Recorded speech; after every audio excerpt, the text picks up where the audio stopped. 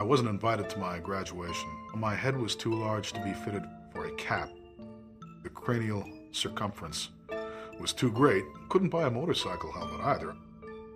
So you have a large head. Yes. Near as I can determine, it's about 6 standard deviations above the norm. The odds against having a head the size of mine are millions to one. And the odds of having an intelligence such as yours?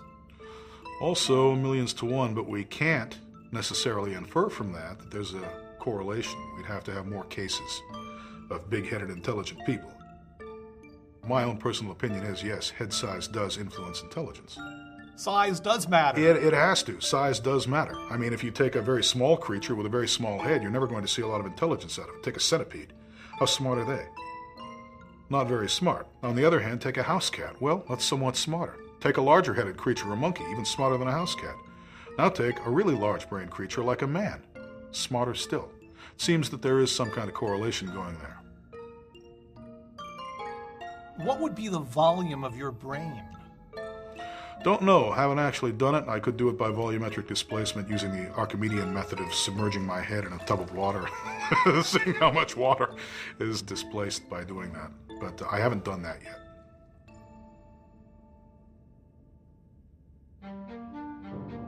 I show up at Reed College, which was at the time one of the top liberal arts institutions in the country, very exclusive. They had a different style in the classroom than I was used to. You couldn't get a word in edgewise. I mean, these kids were constantly talking, asking questions, and that's a healthy way to learn. I mean, I don't hold it against them. It's just that it was a lot of culture shock. Also, the marijuana. I mean, I wasn't used to the drug use that was all around. They crammed me in a room with 3 other guys, banging their girlfriends on the bunk above me in the other room. There were some other things, too, that had gone wrong. My roommates had become involved in some kind of riot or demonstration. Cars were turned over and burned. They were insisting that I should have been expelled, despite the fact that I had nothing to do with this incident. I was in the library. They never even called me. No one wanted to talk to me to ask whether I had been there. Maybe that's one of the reasons nobody came to me and said, hey, where's your parents' financial statement? This is an easy way to get rid of him. We just, won't make any waves and hope that he doesn't get that statement in on time. Once I found this out, I simply left. I didn't take my finals or anything like that. Academia stinks, and it's not always the student's fault when something like that happens. Academia is a heartless, cold bureaucracy.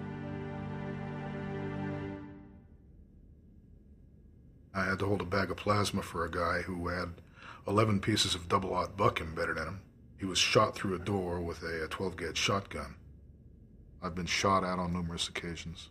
I've seen a lot of guys stabbed with knives. I've seen people throw each other off 20 or 30-foot balconies. I've seen people stab each other with sticks. And I was just there to try to prevent the situation from getting any worse than it had to be. Bar bouncing. Being a security guy in nightclubs. It was a Ramada Inn in Bozeman, Montana, where you have a lot of cowboys and shit kickers. Cowboys get drunk, start fights, and try to put the make on each other's women. That's essentially their lifestyle. That's what a cowboy does. There were a few incidents that I helped out with. The bar owner decided it might be a good thing to have me around there every night and to pay me. Police fall into being policemen for roughly the same reason. Psychologically, they're just in that mode. I want to apply authority to other people. I want to apply it forcefully if need be. I'm not really doing anything differently than they are, except I'm taking a lot more risks for a lot less money and fewer benefits. You've got to concentrate on what you're doing when you're breaking up a fight, but the rest of the time, my mind is usually someplace else. Off in another world. A mental world. My own private space. Despite the fact that very loud music is playing. I've actually had some very good ideas while I'm bouncing. I used to carry around a little pad and a pencil. One thing that I noticed was, if I had some complex stuff in memory and a bar fight happened, and I had to go indulge in some physical violence, that usually my memory was erased when I'd get done with the fight. I mean, it would be gone. Irretrievable. One time I was thinking about artificial intelligence, then that evolved into a whole new way of looking at neural networks. Suddenly this horrible fight erupted.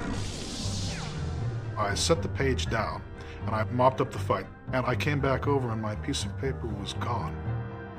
I tried and tried and tried to find that piece of paper. Nobody could tell me where it was, and I couldn't remember what the hell I'd written on it.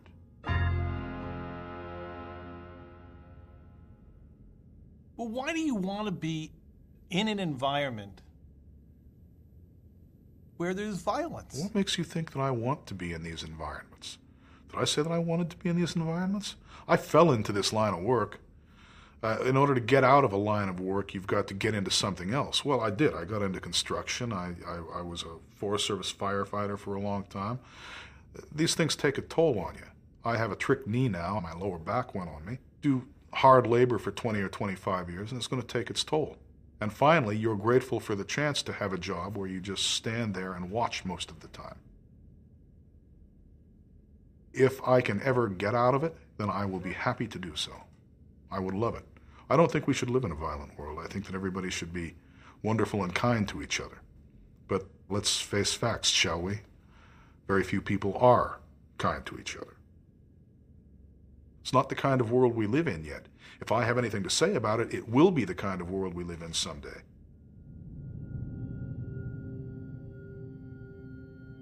This is a feeding frenzy we're in here. Everybody is trying to wring as much out of this planet as they possibly can.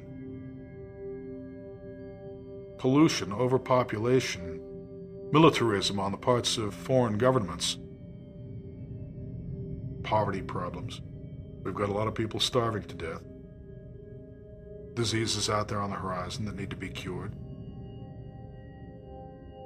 Forms of pollution that we couldn't even have imagined a century ago, including radioactive waste.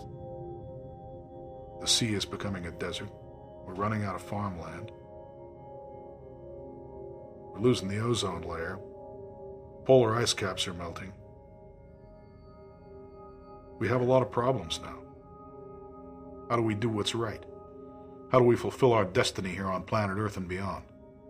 Colleges and universities purport to be harnessing intelligence for the good of mankind. They're a breeding house for parrots. People are allowed to make little tentative moves forward, but they're not really allowed to do anything too radical. But does academia claim to have a solution to the ills of the world? As soon as you announce that you have a little bit of money to spend, virtually every hand, and there will be a lot of hands that reach out for that money, will belong to a professional academic. They're hogging all the resources that should go to solving these problems. We need an alternative to academia. And the alternative to academia is the ultra-high IQ community. Smart people are vastly outnumbered by average people. It's the nature of the bell curve.